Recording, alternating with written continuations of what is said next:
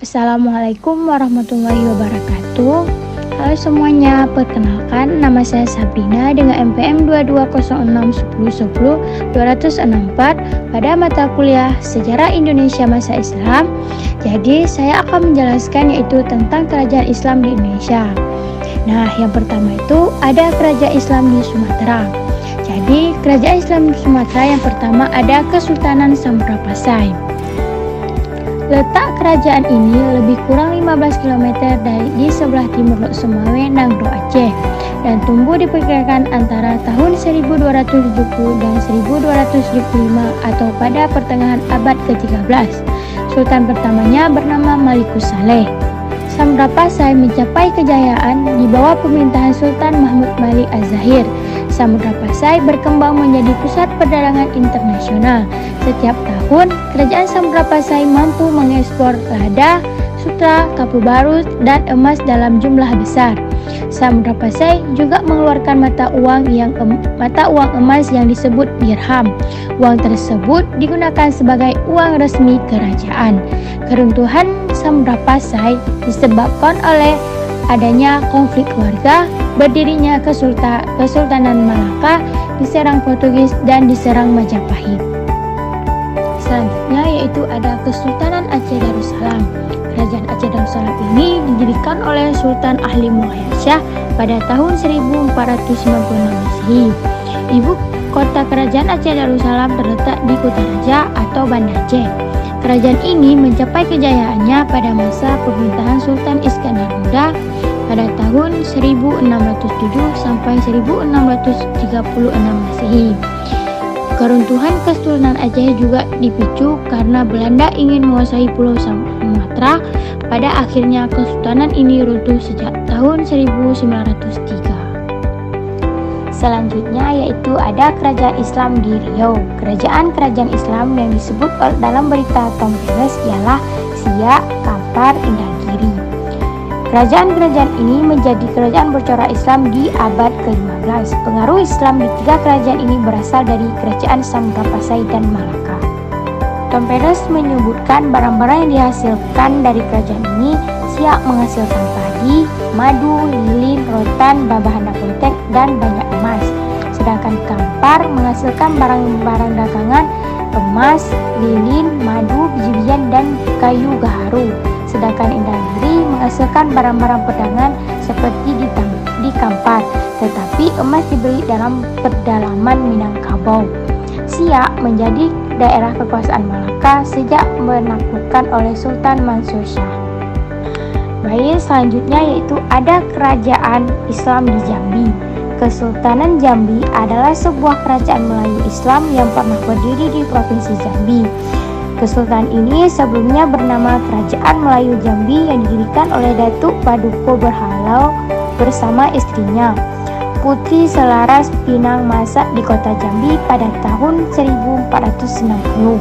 Masa kejayaan kerajaan Islam di Jambi yaitu sejak pertengahan abad ke-16, para penguasa Jambi mengadakan perdagangan lada yang menguntungkan dengan bangsa Portugis, Inggris, dan Belanda.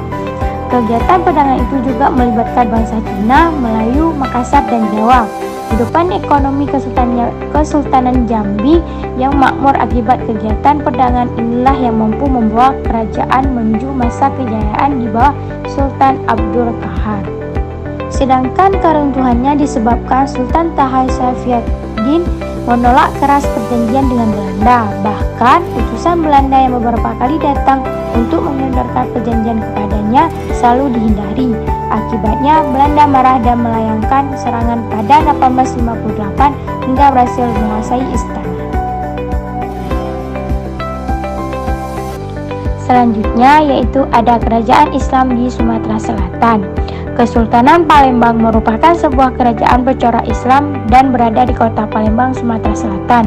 Namun nama tokoh yang tercatat menjadi sultan pertama Kesultanan Palembang ialah Susuhan Sultan Abdurrahman Khalifah Al-Mu'min Syahid Al-Iman atau Pangeran Kusumo Abdurrahman atau Kiai Mas ini sejak tahun 1659 sampai 1706. Kerajaan ini mencapai puncak kejayaan pada masa pemerintahan Sultan Mahmud Badruddin pada awal abad ke-19. Pada masanya dibangun Masjid Agung Palembang dan Benteng Kutubesa. Penyebab keruntuhan Kerajaan Palembang konflik perebutan timah di Pulau Bangka yang melibatkan Inggris dan Belanda pada awal abad ke-19. Selanjutnya yaitu ada kerajaan Islam di Sumatera Barat. Islam di Sumatera Barat adalah Islam Sunni, orang Minangkabau, penduduk asli Sumatera Barat dan terdiri dari 80% penduduk Sumatera Barat saat ini. Secara historis memainkan peran penting dalam komunitas muslim di Indonesia. Agama Islam pertama kali memasuki Sumatera Barat pada abad ke-7, di mana pada tahun 674. Kerajaan ini mencapai puncak kejayaan pada abad ke-16 Masehi. Penyebab keruntuhannya kerajaan Islam di Sumatera Barat yaitu karena ada perang Perdian pada tahun 1803 sampai 1838.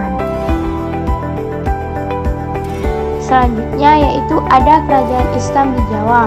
Yang pertama, Kesultanan Demak. Kesultanan Demak adalah kerajaan Islam pertama di Jawa, berdiri pada perempat akhir abad ke-15 di Demak. Kerajaan ini didirikan oleh Raden Fatah yang merupakan keluarga dinasti Majapahit. Mencapai ke masa kejayaan kerajaan ini di bawah pemerintahan Tenggana.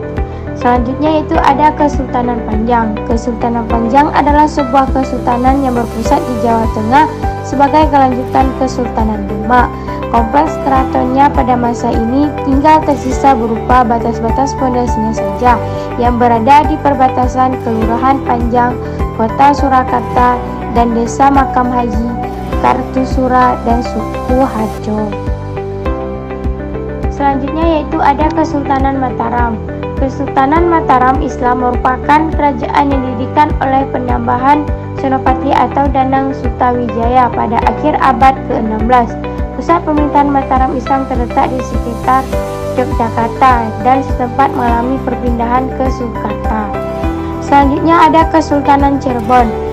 Kesultanan Cirebon adalah sebuah kesultanan di daratan utara Pulau Jawa bagian barat pada abad ke-15 dan 16 dan merupakan pangkalan penting dalam jalur perdagangan dan pelayaran antar pulau.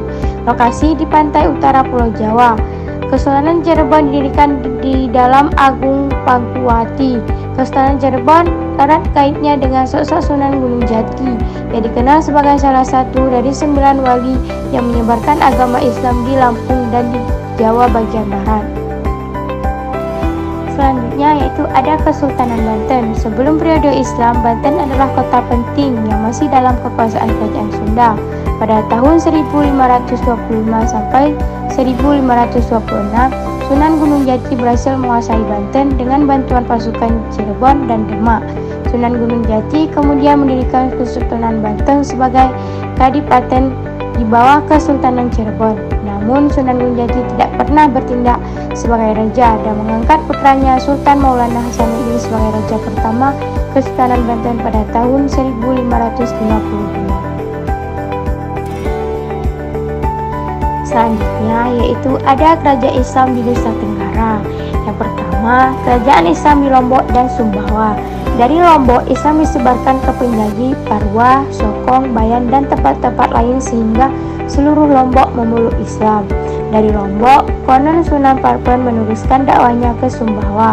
Kerajaan Islam Lombok dipusatkan di Selamparang di bawah pemerintahan Prabu Rangkesari. Pada masa itulah Selamparang mengalami zaman keemasan dan memegang hegemoni di seluruh Lombok. Berikutnya yaitu ada Kesultanan Bima. Bima merupakan kerajaan Islam yang menonjol di Nusa Tenggara.